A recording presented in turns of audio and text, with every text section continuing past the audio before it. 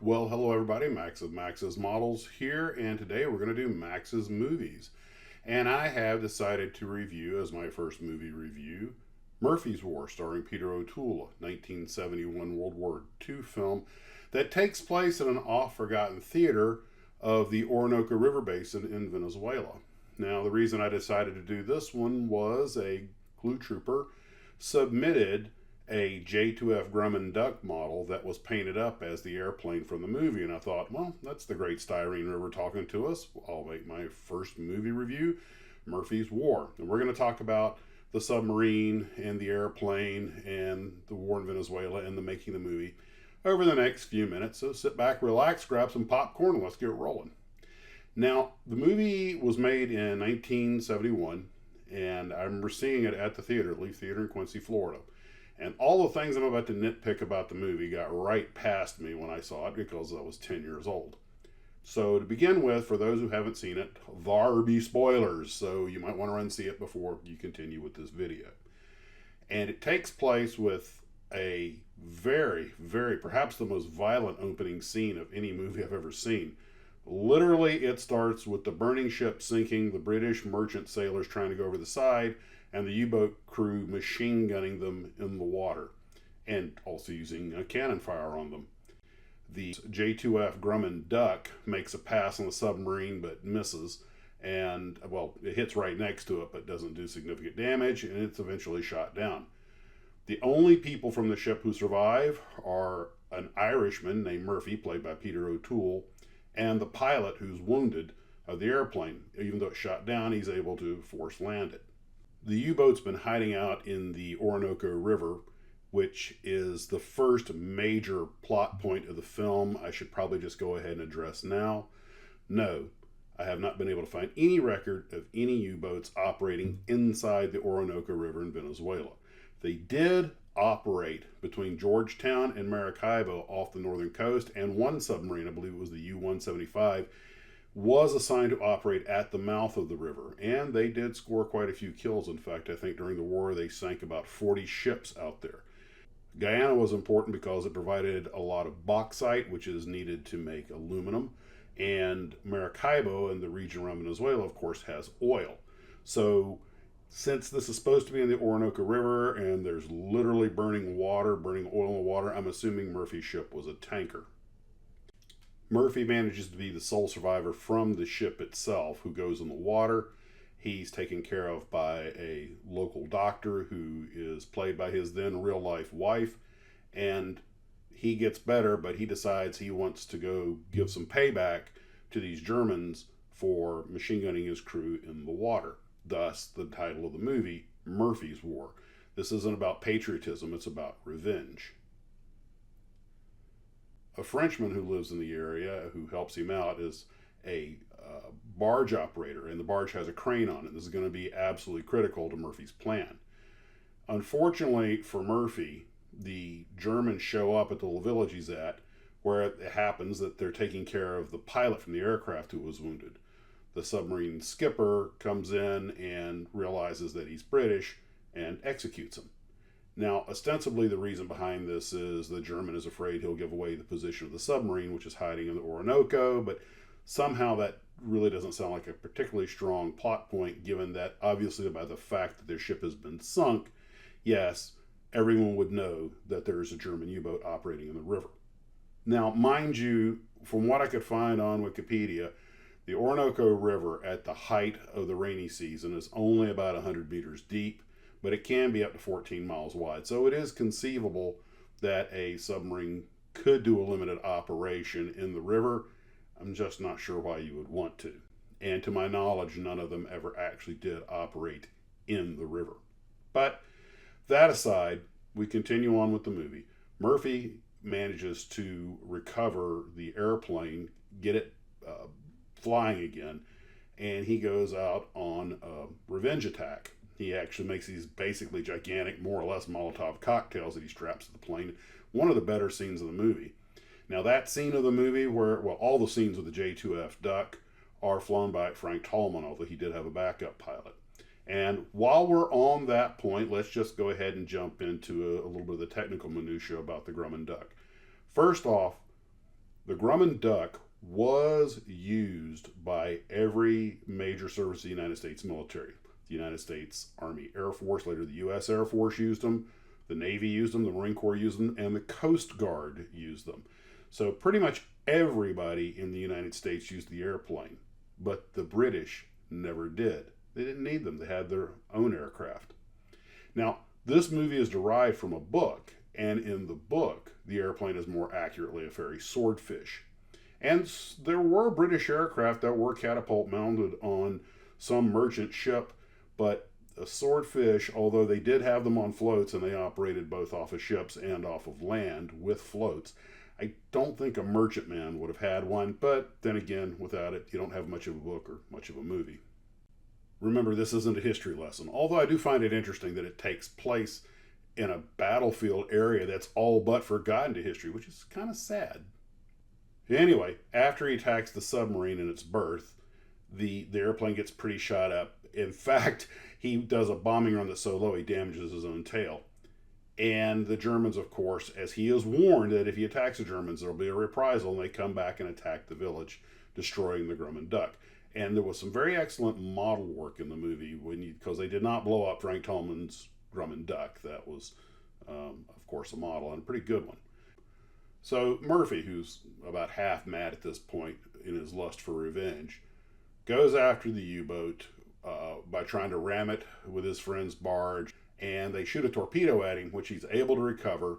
He manages to get the submarine with the torpedo by just basically ramming it, but in the process, the barge is sunk and he's pinned down and he goes down with it.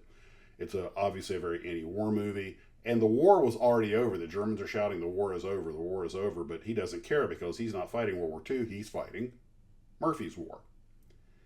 As always, Peter O'Toole gives a magnificent performance, and he's really the only A-list star in the movie.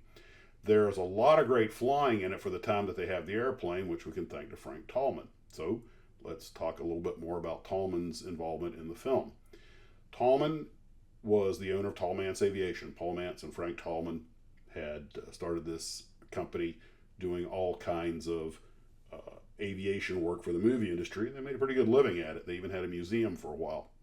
Tallman actually acquired 2 Grumman ducks to shoot the movie, one of which is now on display in the Museum of the United States Air Force. The other is at the EAA Museum. Tallman used one of the airplanes to give demonstration flights out at Tallman's Aviation as part of his air show routine before it was acquired by a museum. But luckily, both of the airplanes are preserved today.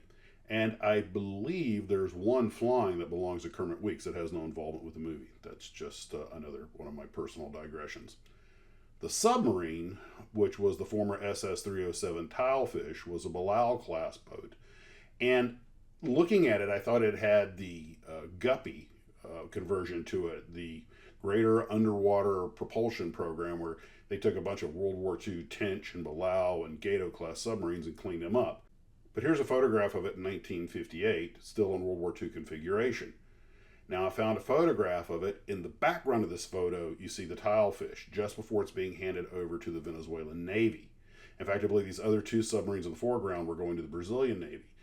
So there's no record of it ever having gone through the Guppy program, but I believe what they did was before they gave it to the Venezuelans, they went ahead and streamlined the sail and made some modifications to it. That explains why, even though it's standing in for a Type 9 U-boat, it has such a modern look to it. They did, however, add that cigarette deck to the back for the guns to give it more of a U-boat look. They did what they could with what they had and put the dazzle pattern on it to help break it up. So, although obviously it's an American submarine with post-war conversions, it's what they had to film the movie with. Sorry, there just weren't any U-boats laying around. That being said, the model makers did make a model of the submarine and a model of the barge so that they could sink them in the grand finale at the end. And they made them big enough, and the explosives and everything were all powerful enough that it actually didn't get as off scale as water and fire tend to do. They made very large ones. The model makers did a great job. So even today, the special effects pass pretty well. As a side note, the scenes with Peter O'Toole actually in the airplane, that look of terror on his face is not acting. He said that's the most sincere thing in the movie because he actually was terrified. He'd done all of his stunt work. It had been one of his trademarks, even Lawrence of Arabia. And when he did this movie, he said, I'm getting too old for this. But he's like, well, just one more time. And when he went up and flew around in the plane, it terrified the crap out of him. And you can definitely tell the scenes that are shot in the air versus those that are shot on a soundstage. The movie was the sinking of his ship was done in Malta, and a lot of it was done in studios in England. But the Venezuelan stuff was filmed in the Orinoco River in Venezuela. So it's very on site. Frank Tallman's flying, of course, was excellent as usual, and a lot of great cinematography in the air. The movie, of course, is very inaccurate in the ways we've just discussed. To my knowledge, there were no such battles in the Orinoco River. I don't think you'd want to hide a submarine in a river just because of the chance of grounding. And also, of course, it's the wrong kind of U-boat, and the British never actually used the Grumman duck. That aside, though, as far as people go, it's a good tale about, well, basically it's a revenge tale as much as anything else. Now, it does differ from the book in a bunch of ways. First off, in the book, it's not the U-boat commander that has the men machine gunned in the water. The boat's skipper is actually injured, and it's the overzealous first officer who has it all done. Also, the pilot, Lieutenant Ellis, is not featured in the novel. It's a character they made up for the movie. And the doctor is a composite of several doctors from the novel. In the book, the man who helps him, Luis, is a deserter from the French military. And I think he was a very unhappy person, whereas in the movie, he's a very jovial local guy. I would also point out that Murphy sinks the sub with everyone on it, takes out the entire crew in the movie, whereas in the book there were some survivors. And the characters were not as evil or as, I would say they were more sympathetic in the book. They were kind of apolitical guys. They were tired of the war, except for the crazy executive officer who was still a goose-stepping Nazi. The rest of them just wanted it all to be over. And so in the book, some of them actually survive. In fact, in the book, Murphy and the submarine skipper survive, and apparently they decided to duke it out on the beach, at which point they both just collapse from exhaustion. And it's just like, the whole idea of the thing is to demonstrate the futility of war and how ridiculous it all is. So that's Murphy's War. I think if you like subs and you like flying and you like war movies and you like to see something a little bit different, you might enjoy it. But remember, this isn't so much a war movie as it is a movie of personal revenge. Some great flying scenes, some very good model work, acceptable special effects, especially for 1971, and of course, the great acting by Peter O'Toole. By the way, it was Peter O'Toole who wanted to make the character Murphy Irish. Originally, I believe he was an officer from the ship. Instead, they made him an Irish mechanic. And it works. Like I said, I saw this movie in 1971, and even though I'd seen a lot of war movies, even I was kind of horrified by the opening few minutes of it. But the flying scenes, still my favorite part. The movie was pretty badly panned by the critics, and it did not do well at the box office, but it's become a favorite for a lot of people since then. It's one of those kind of sleeper films that a lot of people haven't heard of, but once they watch it, they're like, come on. It's Peter O'Toole playing an Irishman and flying a Grumman duck. What's not to love? There's even a U-boat! So guys, I hope you enjoyed this little review of Murphy's War. Or, well, review more like a ramble. It's what I do. It's my superpower. Okay, now I'm really rambling. Guys, take care of yourselves, and as always, model on.